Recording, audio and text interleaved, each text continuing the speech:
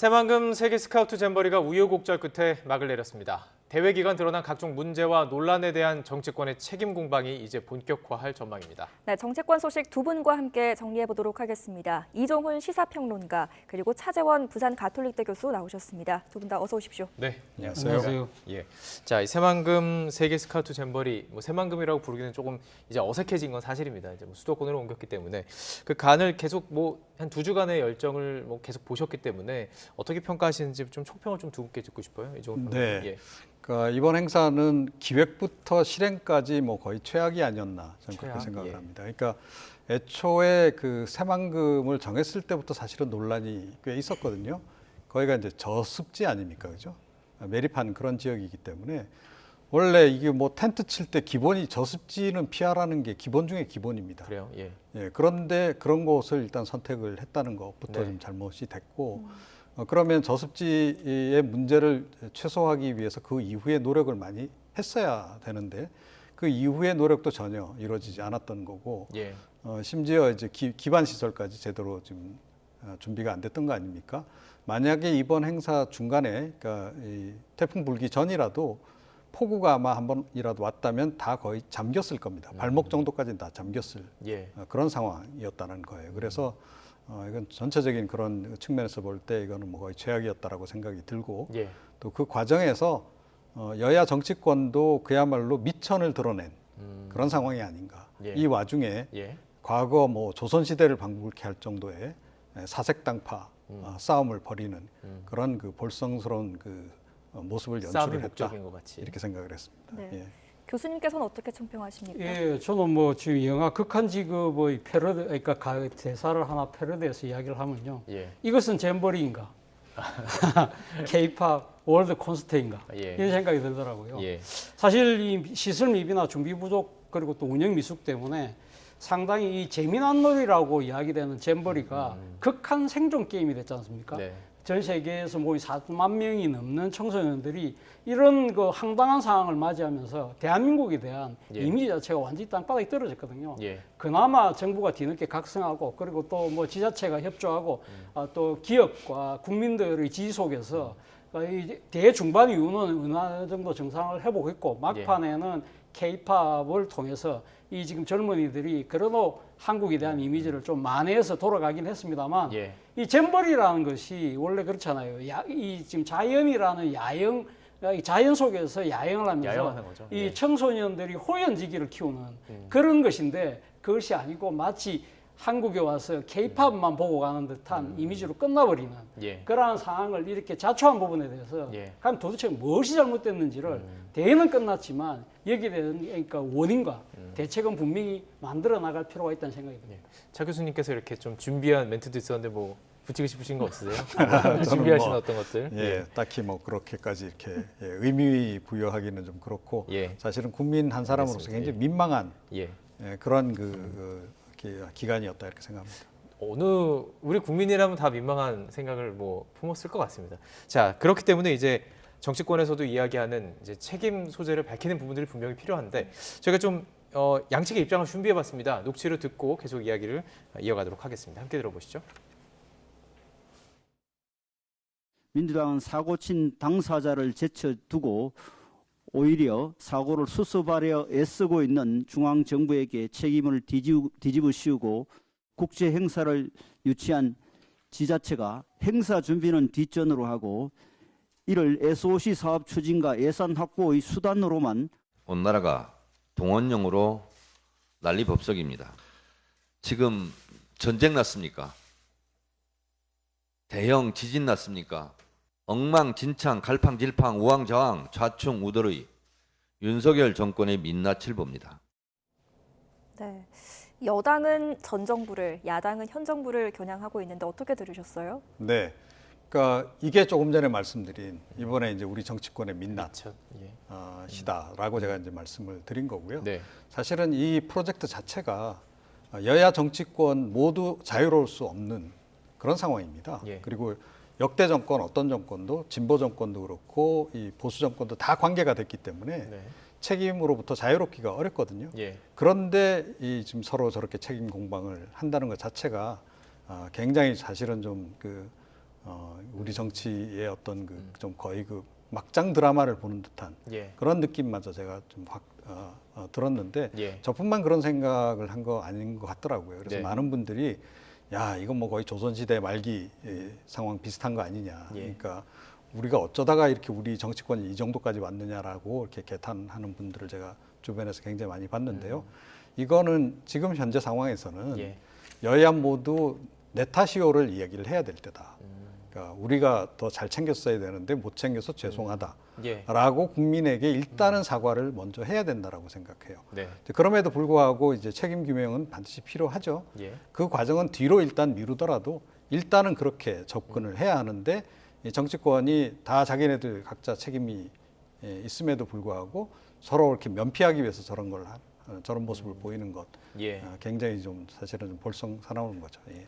국회가 사실은 상임위도 있고 정부를 대상으로 하는 어떤 그 입법기관으로서 네. 원래 체크를 하잖아요. 예산 집행도 아, 봐야 그렇죠. 되고 뭐 네. 이제 잘 진행되는지 불러서 물어도 봐야 네. 되고 체크하는 과정들이 있기 때문에 과연 국회는 그렇게 책임 소재에서 자유로운가 이런 생각도 드는데 맞습니다. 같은 질문 드리고 싶어요. 예. 예, 사실 뭐 지금 이 잼버리와 관련해서는요, 여야의 모든 책임이라는 생각이 들어요. 앞서 뭐 말씀하셨지만 네. 이 국책 사업이었잖아요. 예. 그러니까 6년 동안 이 국가 예산이 투입이 되는 사업이었거든요. 그렇다고 한다면 그 예산 누가 만들어주죠? 국회에서 예산을 배정을 해줍니다. 그러면 예산이 제대로 집행이 되고 진짜 실효성 있는 예산이었는지 아니었는지는 누가 결산을 합니까? 그것도 국회가 해요. 예, 예. 그 물론 이제 그 결산의 구체적인 작업은 감사원이 하죠. 네. 그런데 감사원이 한 걸 갖다가 최종적으로 오케이 해주는 데가 바로 국회인데 예. 국회가 그런 문제들을 제대로 짚어내질 못했다는 것이죠. 네네. 그럼에도 불구하고 저는 이번 문제에 대해서는 결국 다시 또 국회가 나서야 되는 것이 아닐까라는 생각이 듭니다. 예. 지금 앞서 말씀하신 것처럼 여야 모두가 지금 뭡니까 이 정권 교체가 되면서 네네. 다 지금 관여돼 있는 사안이기 때문에 지금 이제 현 정부가 주도가 되는 조사보다는 그나마 여야가 머리를 맞대서 하는 국정조사가 저는 낫지 않나 하는 생각이 듭니다. 국정조사를 통해서 예. 문제가 뭐냐는 부분을 찾아내고 네네. 거기에 대해서 감사원에게 감사를 의뢰를 하고요. 감사원이 거기에 대해서 책임 있는 감사를 통해서 예. 징계할 사람 징계하고 고발할 부분에 불법과 탈법에 대해서는 고발을 하고 예. 거기에 대해서 검찰이 수사를 하는 그런 식의 방식이 맞는 것인데 문제는 지금 야당이 국정조사 하자고 하는데 그거는 정치 공세라고 해서 지금 여당은 지금 거부를 하고 있는 상황이기 때문에 네네. 과연 이게 제대로 될 것이냐 부분은 또 지켜야 될 대목이긴 합니다만 이런 사안일수록 저는 여야가 머리를 맞대고 정말 국정조사를 해야 된다는 생각입니다. 예.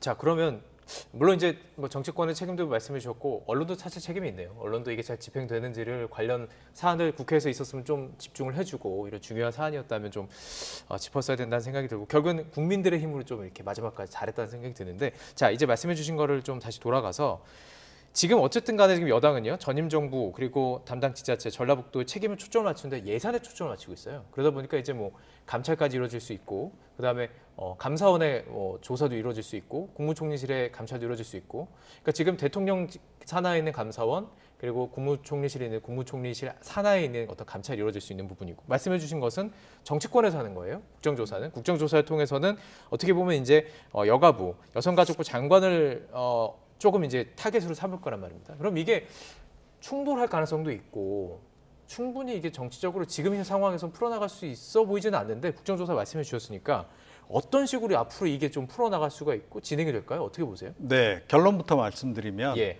여야가 나중에는 그냥 퉁치고 넘어갈 겁니다. 아, 그래요? 왜냐하면 예. 각자 자기네들이 다 관련이 된 부분이 있기 때문에 네. 보통 이런 사안 같은 경우에는 그런 식으로 이제까지 그래왔다. 예. 국민들이 관심이 높고 뭐 국민들이 분노가 막 극에 달하고 그러면 서로 이제 책임을 막 미루고 공방도 벌이고 뭐 당장 뭐 할 것처럼 그렇게 이제 언행들을 하지만 네. 그런데 다 이제 본인들 스스로가 뭔가 구린 구석이 있다라고 이제 확인이 되는 순간부터는 서로 일종의 공모자 비슷하게 돼버리는 거죠. 네. 그래서 흐지부지 이렇게 돼버리는 경우가 국정조사도 많은데 흐지부지. 이번 같은 조사도 경우에도 흐지부지. 그렇게 예. 될 가능성이 높다. 그러니까 국정조사 전 해야 된다고는 보는데 네. 하더라도 아마 상황은 그동안에 봤던 거하고 별로 다르지 않을 것이다. 서로 각자 주장만 하다가 그래서 결론 없이 그냥 끝나버리는 상황으로 갈 것이고 정부 여당은 지금 어찌됐건 전라북도하고 전임 정부를 겨냥하고 있으니까 예. 그와 관련한 수사를 막 이제 진행을 하긴 할 텐데 네. 그런데 아마 특별히 뭐 발견할 수 있는 것 증거들 어떤 이런 것도 그렇게 많이 발견하기는 좀 어렵지 않을까 저는 그렇게 보고 그래서 그 수사도 이제 결국은 그렇게 기대했던 것만큼 성과를 못 거둘 것이다라고 보고요. 예. 이렇게 되면 결과적으로 어떤 시기에 이제 결론이 지어지냐면 그동안에 우리가 많이 봤던 광경인데 하위직 실무자들만 몇 사람 책임지고 꼬리 끝나는 자르기라고 부르는. 예, 그래서 그 사람들 처벌받고 예. 그리고 이제 전라북도도 뭐 도지사가 뭐 정치적인 또는 법적인 책임을 지는 상황까지 분명히 안 갈 겁니다. 자, 그런 식으로 이제 끝나버릴 공산이 굉장히 큰데 예. 문제는 그런 식으로 덮었을 때 예. 이게 국가적으로 어떤 영향을 미치느냐 하는 거예요. 예. 지금 최근에 그런 전례들이 자꾸 지금 쌓이고 있어요. 네네. 예, 쌓이고 있는 상태에서 향후에 이제 이런 식으로 가게 되면 예. 계속 사건 사고는 더 많아질 것이고 또 이렇게 실무자들만 책임지고 끝나는 그래서 고위직들은 정치적 책임도 안 지고 예. 또 법적 책임도 안 지는 그러니까 여야 불문하고 어디선가 봤던 그림들입니다. 그렇죠. 이런 식으로 가게 되면 이건 뭐 거의 신분 사회로 가는 거 아닌가요? 예. 그런 부분이 가장 걱정이 되죠. 예. 네.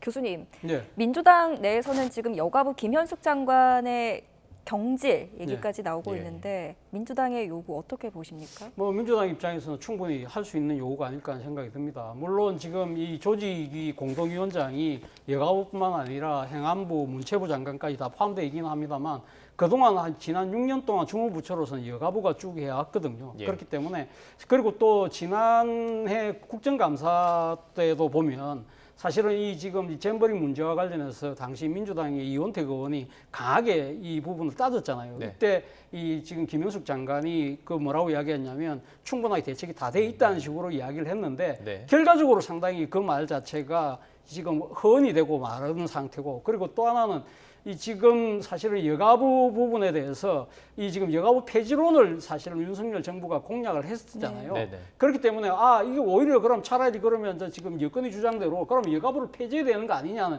힘이 실릴 수도 있지만 사실은 어떤 측면에서 보면요. 여가부가 지금 조직이 해체되는 단계로 상당히 내몰리는 바람에 오히려 사실은 제대로 할 일을 못했다는 측면이 분명히 있는 것이거든요. 예. 이런 부분에 대해서는 사실은 이 김현숙 장관이 저는 책임질 필요가 있다는 생각이 들고 또 한편으로는 네네.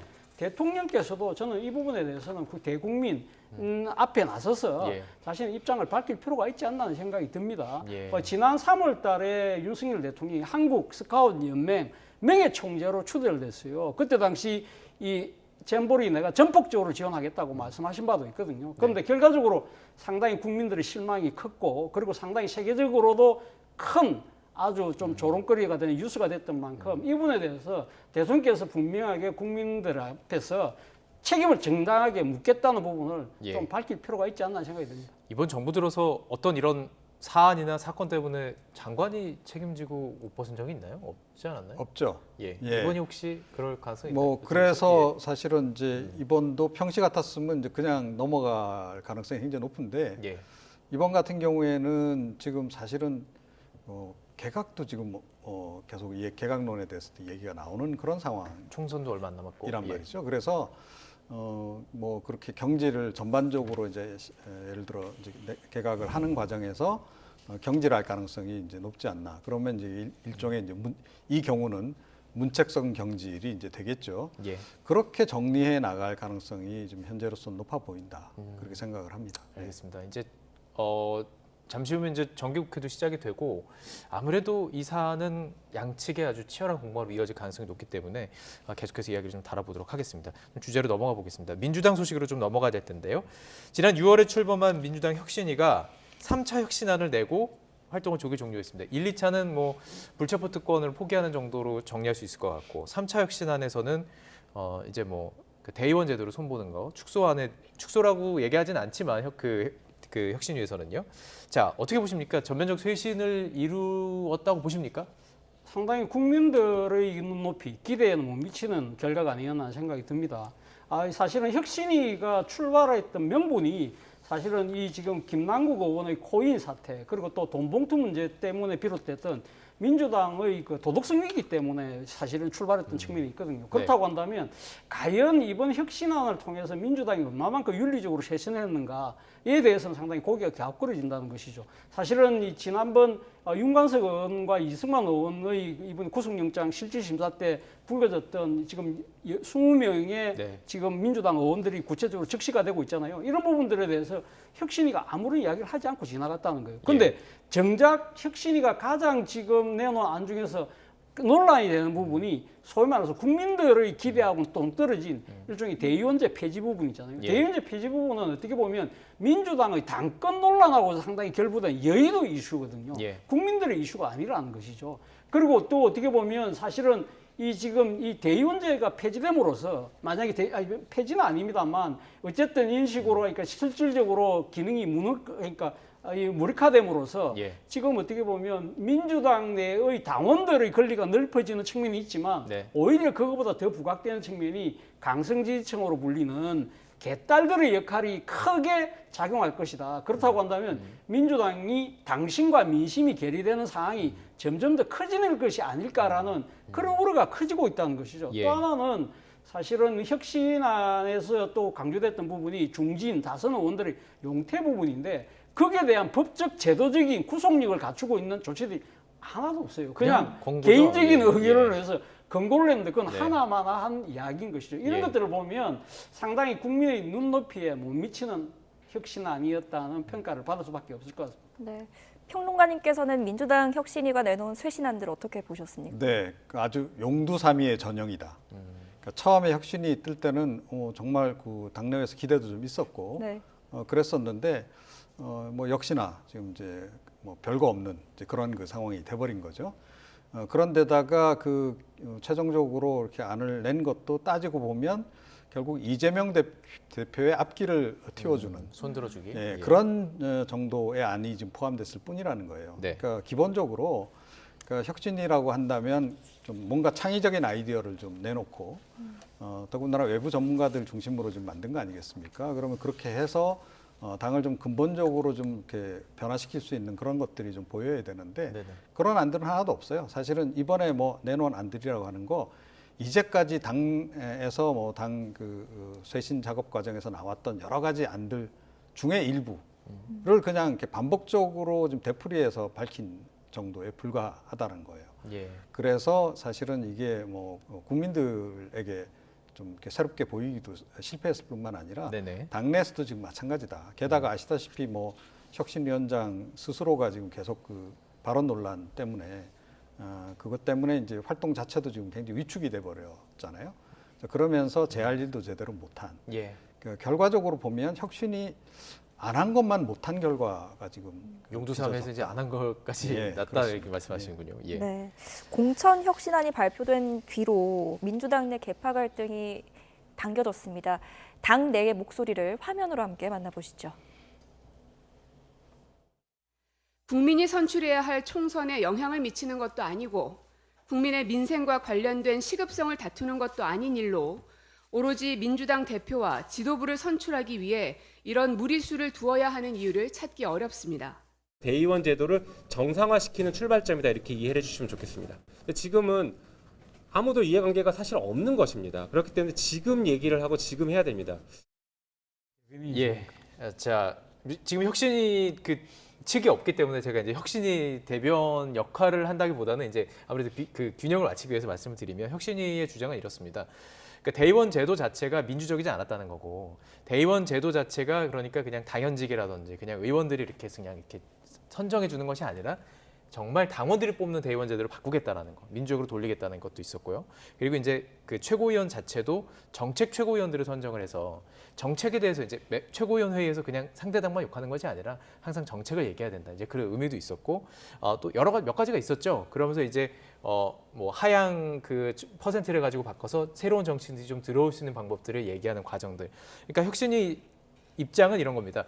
어떤 이 쇄신안을 만드는 것도 중요하고 지금 이런 문제들이 있지만 결국에는 가장 핵심인 민주적인 어떤 그 당원권 투표 그거를 돌리는 것이 핵심이었다라고 주장을 하는 겁니다. 이제 그쪽 핵심의 주장을 제가 이제 설명을 드리는 건데, 자 하지만 지금 저희가 정리해 본 것처럼 당내 갈등이 친명, 비명, 극명하게 갈릴 수밖에 없는 상황이 된 거예요. 그렇죠. 예. 앞서도 제가 말씀드렸습니다만 이 대의원제 폐지 문제는 사실은 당권과 관련된 상당히 중요한 이 지금 이 제도의 변화거든요. 이게 좀 설명을 그렇죠. 그러니까 예. 지금 현재 그러니까 이 대의원이 한 표가요. 예. 네. 일단 권리당원은 한 60표 가까이 된다고 그래요. 근데 예. 지금 이 권리당원 수가 점점 늘어나고 있기 때문에 네. 오히려 그럼 앞으로 더 이 대의원 한 표의 표 가치가 점점 더 커질 수 커질 있는 수밖에 거죠. 없다. 예. 예. 그렇다고 한다면 표의 등가성이 사실 민주주의 원칙인데 네. 그런 측면에서 분명히 부합되지 않는 측면이 있는 것이고, 또 하나는 지난번 민주당의 돈봉투 사건도요. 사실은 따지고 보면 이 대의원제도 때문에 비롯됐다는 측면이 분명히 있는 겁니다. 예. 이런 식으로 상당히 표 한 표가 권리당원의 몇십 명의 표의 영향력을 갖고 있기 때문에 예. 아무래도 후보 입장에서는 이런 대의원들을 확보하기 위해서 돈봉투를 돌릴 수밖에 없는 구조적인 제약적인 요소들이 있다는 것이죠. 예. 바로 이런 부분들을 협파하기 위해서라도 대의원제가 필요하다는 부분도 있지만, 그러나 또 한편으로는 사실 또 다른 가치가 있다는 거죠. 그러니까 민주당 같은 경우는 예를 들면 지금 그러니까 호남에서는 상당히 강세고 수도권도 강세이긴 하지만 상대적으로 영남에서는 상당히 당세가 약한 측면이 있는 것이거든요. 그런 상황이라고 한다면 문제는 지금 영남권에 있는 당의 그러니까 험지의 민심을 어떻게 반영하느냐, 그 부분을 좀 이게 대변하기 위해서라도 그렇죠. 영남의 대의원들이 이제 영남 그런 것을 대의원제들을 대변하는 거죠. 했기 때문에 이것은 전국 정당화를 위한 불가피한 조치였다. 또 하나의 부분은 지금 원래 지금 이재명 대표가 지난해 8월달에 선출됐잖아요. 그럼 임기가 2년이면 다 채우면 내년 8월달이 그러니까 대의원 선거인데 네. 이 민감 문제를 왜 지금 총선 직전에 들고 나오느냐, 그래서 개파간 갈등을 부추기느냐. 그런데 그 이유 중에 하나는 사법 리스크에 빠져 있는 이재명 대표가 아마 조만간에 이 거취를 조기 사퇴. 이 10월 판단해서 사퇴론 이른바. 소위 말해서 사퇴를 하고 예. 조기 전대를 할 때를 대비해서 친명계가 자신들에게 유리하기 위해서 제도를 바꾸는 거 아니냐는 정치적인 의구심을 자아내고 있다는 예. 거죠. 예. 이런 부분들 때문에 지금 양측이 격렬하게 부딪히는 것 같습니다. 그러나 국민들의 입장에서는 상당히 좀 의아할 수밖에 없는 그런 현안인 것 같습니다. 예. 네. 이런 상황들이 이재명 대표에게는 도움이 안 될 것 같습니다. 앞서도 말씀을 하셨지만 어떻게 보세요? 네, 그러니까 뭐 사실은 도움이 되기 위해서 이런 방향으로 지금 바꿔가는 거라고 좀 봐야 됩니다. 그러니까 이재명 대표가 아시다시피 지금 당내 조직 기반이 좀 약해요. 네. 이제 그러다 보니까 이제 다음번 이제 대선 관련해서 경선 치를 때 예. 그때를 지금 이제 좀 걱정을 하는 거죠. 그때 뭐 지금 예를 들어 지금 현역 의원들이라든가 당협위원장들이 대의원들을 이제 실제로 장악하고 있는 상태에서 전폭적으로 자기를 지원해 주면 자기가 뭐 무사히 무난히 이제 경선 통과할 수 있는데 만약에 그 사이에 정세가 좀 바뀌고 본인의 뭐 지지율이라든가 이런 거에 변동이 좀 생기고 신상 변동이 생기고 이래가지고 그 대의원 표를 다 자기가 흡수하기 어렵다라고 생각하면 굉장히 불리해질 수도 있는 겁니다.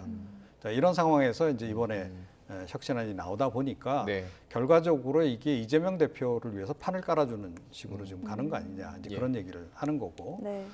그런데 사실은 지금 대의원들이 좀 과다대표되어 있는 건 분명하고, 그다음에 대의원에 대한 그 당협위원장이나 또 현역 국회의원들의 장악력이 좀 과도한 것도 분명해요. 개선해야 됩니다. 그래서 국민의힘은 지금 이게 그 개선이 된 거죠? 그 대의원 제도가 지금 그러니까 1인 1표로 바뀐 거죠, 국민의힘 같은 경우는. 네, 그렇게 해서 이제 그걸 이제 바꿔야 될 필요성이 있는 건 맞는데 이게 이제 그렇더라도 좀 조율을 잘해야 되는 거죠. 그러니까 어느 정도 수위로 할 것인지. 그다음에 당원들이 결국은 이제 스스로 대의원들을 선출해서 우리 대표자다라고 여길 수 있게끔 만드는 환경들이 굉장히 이제 중요할 텐데 그런 거에 대한 부분은 조금 미진한 이제 그런 그 상황이에요. 그러다 보니까 역시 이게 결과적으로는 그러니까 이재명 대표를 지지하는 그 당원들이 똘똘 결집하면 굉장히 유리한 환경을 만들 수 있는 그런 쪽으로 가는 거 아니냐라고 하는 이제 우려가 그래서 이제 나오는 거죠. 알겠습니다. 민주당도 지금 상당히 세게 붙을 가능성이 개파 간 갈등이 좀 표면화될 가능성이 있어 보입니다. 이 부분도 관심 갖고 지켜보겠고요. 자, 민주당 얘기했으니까 국민의힘 얘기도 좀 짚어보고 마지막으로 좀 다뤄보겠습니다. 국민의힘도 총선 준비에 돌입을 했는데 수도권 위기론이 계속 들리기 시작했어요. 이게 심평 변호사 얘기부터 시작이 된 것 같습니다. 수도권 위기론, 그러니까 지금 국민의힘이 수도권에서 의석수가 적고 이 다음에도 좀 위험하다 이런 내용인 거죠? 예, 그렇죠. 지금 소위 말해서 당내에 좀 이렇게 이 비주류에 계신 그러니까 의원들이 이런 목소리를 내고 있는데요. 그중에서 윤상현 의원이 주장하는 걸 들어보니까 저는 좀 나름대로 일리가 있다는 생각이 들어요. 윤상현 의원이 수도권 위기를 내세우면서 그 이유로 된 것이 여당의 존재감이 없다는 거예요. 그러니까 지금 대통령이나 장관만 보이고 당대표가 보이지 않는다. 네. 이런 상황에서 과연 그러면 우리가 내년 총선을 어떻게 치러나갈 것인가 부분이 있고, 또 하나는 지금 무조건 기승전 문재인 정권 탓을 하고 있다는 거예요. 이번에 이제 이게 대표적으로 이제 윤상현 의원이 예를 든 것이 잼버리 문제인데, 잼버리 문제 사실 우리가 집권한 지 벌써 1년 3개월이 넘었는데, 그런데 여전히 문재인 정권 탓하는 거, 이런 식의 조금 이 무책임한 태도로는 이길 수 없다는 부분인데, 네. 여기에 대해서 이 주루측에 계신 이양수 의원의 또 반박이 재밌어요. 예. 이게 뭐냐면, 이거는 무조건 좀 어떻게 보면 지도부 흔들기 아니냐, 좀 지양할 필요가 있다는 이야기고, 또 하나는 노태우 정권 이후로 지금 보수 정당이 수도권에서 이긴 거 8번 중에 2번밖에 안 된다. 예. 그렇기 때문에 원래 불리한 선거라고 이야기를 하셨는데, 예. 제가 봤을 때는 만약에 국민의힘이 내년에 진짜 이 지금 과반 의석의 제1당이 되고 싶다고 한다면 수도권에서 못 이기면 안 되잖아요. 예. 지금 이양수 의원처럼 우리가 8번 중에 2번밖에 못 이겼기 때문에 불리한 선거라는 예, 식으로 접근한다면 이길 수가 없는 것이죠. 그렇다고 한다면 이기려고 하면 어떻게 될까요? 그러면 결국은 자신들의 지지층도 결합시키지만 여기다가 중도 무당층의 중도표. 표를 예. 갖고 와야 되는데, 그러기 위해서는 저는 윤 대통령이 국정 스타일이 좀 바뀌어야 되지 않을까. 예를 들면 중도 무당층들이 원하는 이 지금 통합과 협치의 모습으로 예. 좀 바뀔 필요가 있는데, 과연 그럴지는 저는 뭐 좀 퀘스천 마크를 갖고 있습니다. 네. 그래서 이준석 대표는 이번 10월에 있을 강서구청장 보궐선거에서 수도권 위기론 직접 확인해 보자, 이런 얘기를 했습니다. 강서구청장 보궐선거가 수도권 민심을 좀 확인할 수 있는 바로미터가 될 수 있을 거라고 보십니까? 사실 뭐 이 단일 선거 하나 또 한 구역에서의 선거만 가지고 이걸 뭐 전체 총선의 그 판세를 가늠한다는 건 좀 무리죠. 그런데 이제 이 지역이 좀 이제 국민의힘의 의미를 가질 수 있는 것은 그 야세가 좀 강한 지역이란 말이에요. 기본적으로. 네. 지난번에 이제 김태우 강서총장이 당선되긴 했습니다만, 기본적으로는 거기가 좀 이제 국민의힘이 좀 약한 지역이기 때문에 네. 만약에 거기 후보를 다시 내세워서 그 사람이 당선이 된다라고 한다면, 그러면 이제 내년 총선 수도권 선거도 한번 해볼 만하다라는 얘기를 이제 그래서 네. 할 수가 있는 거죠. 네. 이제 그런 이제 정도의 의미가 있다. 그런데 사실은 이제 김태우 전 청장이 뭐 어찌됐건 뭐 선거법 위반은 아닙니다만, 네네. 실형 선고도 받고 이제 이래서 지금 당 차원에서는 이제 무공천을 원칙으로 했던 건데, 최근에 지금 흐름을 보게 되면 예. 뭐 지금 이제 특별 사면 대상 된다는 얘기도 있고, 대상자에 올라 있어요. 예. 그건 결국은 이제 대통령실 내지는 윤석열 대통령은 이쪽에 출마자를 내보내는 거를 희망하는 거 아니냐. 그렇게 이제 해석이 되면서 예. 당내 기류도 좀 바뀌고 있는 이제 그런 상황이에요. 이준석 전 대표가 이제 여기 우리 꼭 출마자를 내보내자는 얘기를 하는 것은 또 예. 다른 맥락입니다. 네. 그러니까 이준석 이제 전 대표 입장에서는 질 거다라고 판단하고 아마 내보내자는 얘기를 한번 할 민심을 거예요. 봐라. 네, 가서 예. 그 냉엄한 현실을 한번 느껴보는 게 좋겠다라는 차원에서 지금 이야기를 하는 거기 때문에 네네. 서로 좀 결은 다른데, 결과적으로는 김태우 전 청장을 여기 재공천할 가능성이 현재로서는 조금 높아지고 있다. 높아진다고 보시는군요. 그렇게 예, 예. 생각합니다. 그럴까요? 과연 진짜 만약에 광복주 사면 대상에 올랐고 사면이 됐습니다. 그리고 이 지역에 어떤 식이 될지 모르겠지만 네. 정말로 다시 나오게 된다면 어떻게 해석할 수 있을까요? 어떻게 바라보세요? 예. 저는 상당히 아마 비판 여론이 좀 높아지지 않을까라는 생각이 듭니다. 뭐 지금 사실은 어떻게 우리나라가 지금 상권분리 국가잖아요. 그렇다고 한다면 지금 대부분이 상당히 지금 재판 판결한 지 3개월도 안 됐는데 예. 이렇게 그러니까 사면에다가 복권시켜서 출마까지 한다? 이건 어떻게 보면 상당히 지금 대법원의 그러니까 법원의 일종의 무시하는 듯한 판결처럼 행위처럼 보이기 때문에 상당히 아마 마이너스가 되지 않을까. 만약에 그러니까 국정 운영하는데 상당히 부담이 되지 않을까 생각이 듭니다. 만약에 그냥 무공천을 해요, 당에서는 무소속으로 나오면요? 그건 막을 수는 없는 거죠. 그건 막을 수 없는 그러니까 복권까지 만약에 됐다라고 한다면. 그런데 지금 제가 보건대는 윤 대통령은 그냥 직진하는 스타일이시고 정면 승부하는 스타일이어서 예. 그냥 이번에 내보내서 만약에 당선이 됐다 그러면 사실은 윤 대통령 입장에서는 또 굉장한 또 힘을 얻는 거나 다름없거든요. 예. 내년 수도권 총선 전체적으로 이제 좀 어떻게 보면 이제 파란등이 오는 거기 때문에 네. 윤 대통령의 스타일로 봐서는 그대로 이 공천하고 그냥 밀고 나갈 가능성이 높지 않나 이렇게 생각합니다. 알겠습니다. 이 과정 속에서 말씀하신 것처럼 그냥 하나의 어떤 그냥 공천 지역이 아니고 그냥 재보궐선거 지역이 아니고 여러 가지 상징적인 의미를 갖게 될 수밖에 없는 지금 상황이 됐습니다. 자, 이것과 좀 관심 가지고 지켜보도록 하겠습니다. 이제 곧 전국이 아무래도 치열하게 붙을 수밖에 없는 9월이 되고 가고 있기 때문에 네. 지금 짚어봤던 이슈들 저희 다 모두 관심 갖고 지켜보도록 하겠습니다. 여기까지 듣도록 하겠습니다. 이종훈 시사평론가 차재원 부산가톨릭대 교수와 함께했습니다. 고맙습니다. 잘 들었습니다.